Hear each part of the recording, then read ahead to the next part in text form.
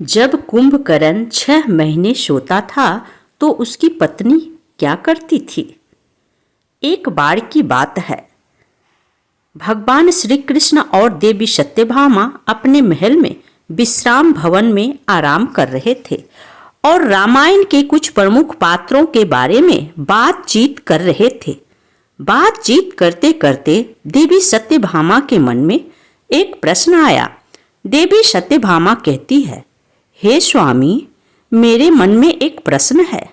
आपकी आज्ञा हो तो मैं आपसे प्रश्न पूछना चाहती हूँ। तो भगवान श्री कृष्ण कहते हैं, हे देवी सत्यभामा, तुम निसंकोच होकर पूछो। मैं तुम्हारे हर प्रश्न के रहस्य बताने के लिए तैयार हूँ। तो देवी सत्यभामा कहती है, हे दया के सागर, कुंभकर्ण के 6 महीने सोने के बाद उसकी पत्नी का क्या होता था। तो भगवान श्री कृष्ण बोले, हे देवी सत्यभामा, तुम्हारे इस प्रश्न से समस्त नारी जाति का कल्याण होगा, क्योंकि एक नारी की बात नारी ही समझ सकती है। भगवान श्री कृष्ण कहते हैं, हे देवी सत्यभामा, मैं तुमको एक कथा सुनाता हूँ। उस कथा में तुम्हें यह पता चल जाएगा कि कुंभकर्ण के सोने के बाद उसकी पत्नी क्या करती थी। हे देवी, इस कथा को जो भी स्त्री सुनती है वह सदा सुहागन रहती है और हर पुरुष के जीवन में पत्नी का वियोग नहीं होता है। तो देवी सत्यभामा कहती है, हे स्वामी, मैं इस कथा को ध्यान से सुनूंगी। कृपया आप इस कथा को सुनाना प्रारंभ कीजिए। तो भगवान श्री कृष्ण कथा को सुनाते हुए कहते हैं कि रामायण का एक मुख्य पात्र था कुंभकर्ण, जो कि लंकापति रावण का छोटा भाई था। रावण का यह भाई इतना भयंकर था कि एक दिन में अनेक जीव जंतुओं को भोजन अकेला ही खा जाता था। इसके बाद भी कुंभकर्ण के पेट में चूहा नहीं हाथी दौड़ते थे। भूख शांत न होने पर कुंभकर्ण अपनी प्रजा को भी खा जाता था। ब्रह्मदेव भी कुंभकर्ण की शक्ति से दुखी थे, क्योंकि ब्रह्मदेव को पता था कि आज नहीं तो कल कुंभकर्ण की भूख से संसार में हाहाकार मच जाएगा। फिर एक दिन रावण, कुंभकर्ण और विभीषण तीनों भाइयों ने मिलकर ब्रह्मा जी की तपस्या प्रारंभ की। काफी दिन तक घोर तपस्या करते रहे। फिर ब्रह्मा जी उनके सामने प्रकट हुए। ब्रह्मदेव ने तीनों भाइयों से वरदान मांगने को कहा, तो रावण ने अमृतत्व प्राप्ति का वर मांगा, लेकिन यह वरदान देने से ब्रह्म देवता ने मना कर दिया और कहा कि तुम्हारा जीवन तुम्हारी नाभि में स्थित रहेगा, जिससे शत्रु आसानी से तुम्हारा वध नहीं कर पाएगा। वहीं जब बारी विभीषण की आई तो उन्होंने संपूर्ण जीवन में विष्णु भक्ति मांगी। कुंभकर्ण ने इंद्रासन पाने की इच्छा से यह घोर तपस्या की थी, जिससे इंद्रदेव भी काफी चिंतित थे। इंद्रदेव अपनी इस चिंता के निवारण के लिए देवी सरस्वती के पास पहुँचे और उनसे विनती की कि आप कुंभकर्ण की मति फेर दीजिए, जिससे वह इंद्रासन ना मांग ले। इंद्रदेव की व्यथा सुनकर देवी सरस्वती कुंभकर्ण की जिह्वा यानी जीभ पर बैठ गई और जब ब्रह्मदेव ने कुंभकर्ण से वर मांगने को कहा, तब कुंभकर्ण ने इंद्रासन की जगह पर निंद्रासन मांग लिया। इतना कहते ही ब्रह्मदेव ने तथास्तु कह दिया, लेकिन रावण और विभीषण ने ब्रह्मदेव से विनती करी और कहा कि यदि ये आजीवन सोता रहेगा तो संसार का सुख कब देखेगा। यह सुनकर ब्रह्मदेव ने 6 माह बाद एक दिन कुंभकर्ण को जागने का दे दिया और अगले दिन से 6 महीने तक सोने को कह दिया। सोते रहने के वरदान के साथ साथ ब्रह्मदेव ने यह चेतावनी भी दी थी कि यदि कोई समय से पूर्व कुंभकर्ण को जगाएगा तो वह दिन कुंभकर्ण का अंतिम दिन होगा। इतना कहकर ब्रह्मदेव अंतर्ध्यान हो गए। ब्रह्मा जी के वरदान के अनुसार कुंभकर्ण 6 महीने सोता था, फिर एक दिन जागता था और फिर 6 महीने सोता था। इस वरदान के बाद कुंभकर्ण सो गया तो 6 महीने बाद उठा तो पूरी लंका में हाहाकार मच गया, क्योंकि उसका शरीर एक विशाल पर्वत की तरह था और उठते ही उसे भूख लगी। सबसे पहले उसने लंका में खाना ढूंढना शुरू किया। उसने लंका की वाटिका से फल तोड़कर खा लिए।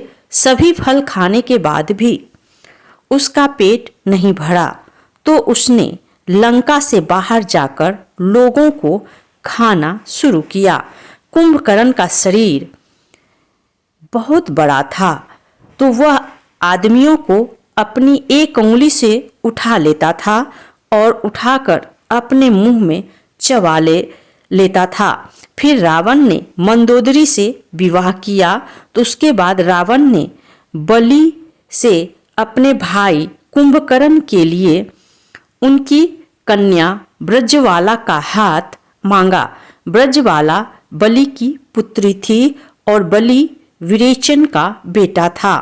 वानर अवतार में जब भगवान विष्णु ने बलि से 3 पग धरती मांगी थी तो उस समय ब्रजवाला वहां थी और इन सब को देखने के बाद ब्रजवाला एक शक्तिशाली कन्या बन गई थी।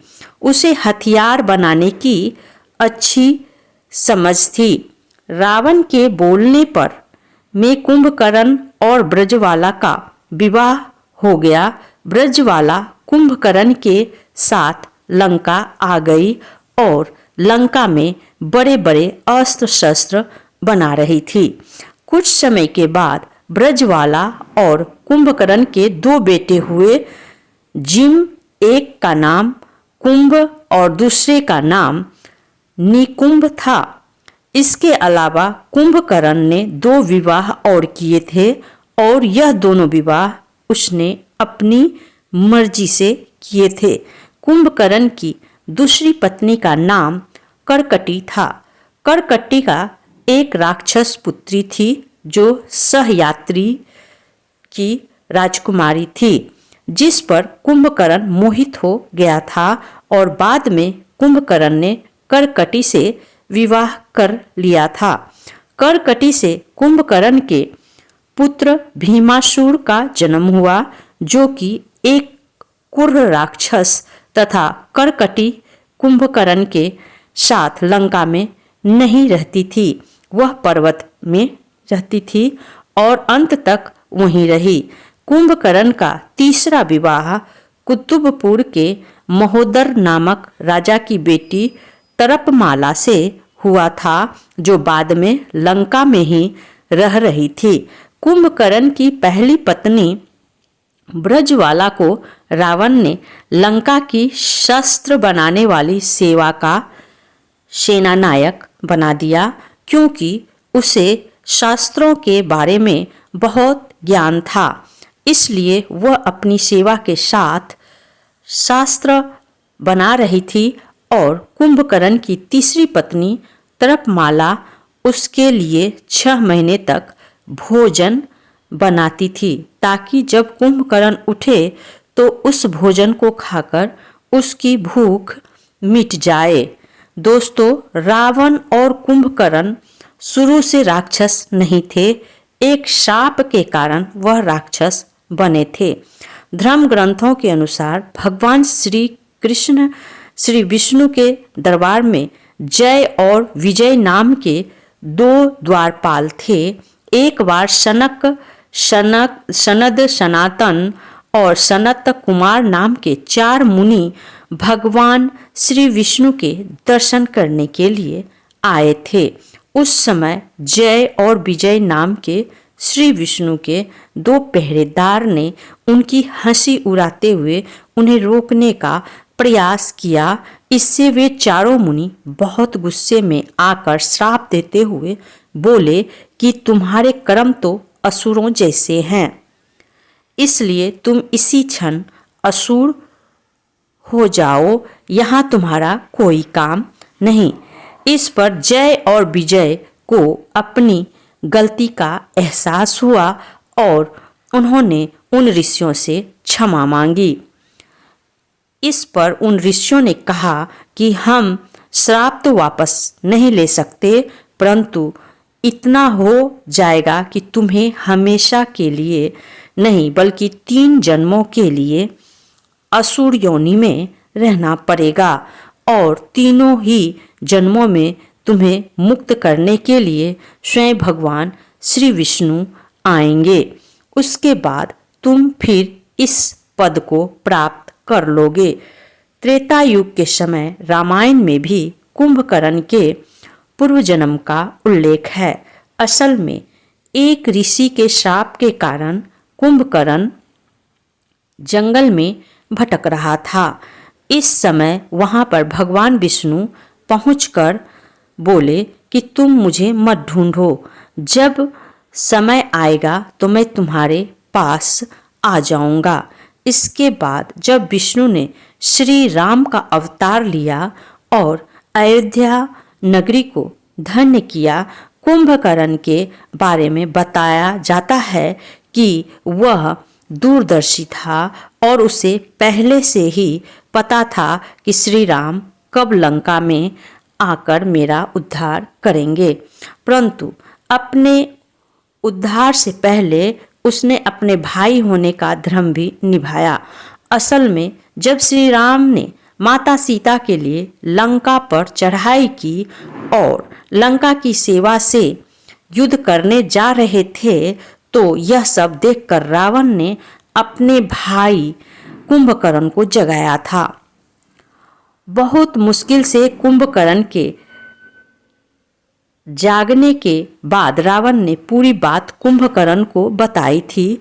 तो कुंभकर्ण ने रावण को समझाते हुए कहा था कि भ्राता, आपके पास 5 कन्याओं में पूजित संसार की सबसे सुंदर कन्या मंदोदरी है, जो कि आपकी धर्म पत्नी है और मेरी माता समान भाभी है।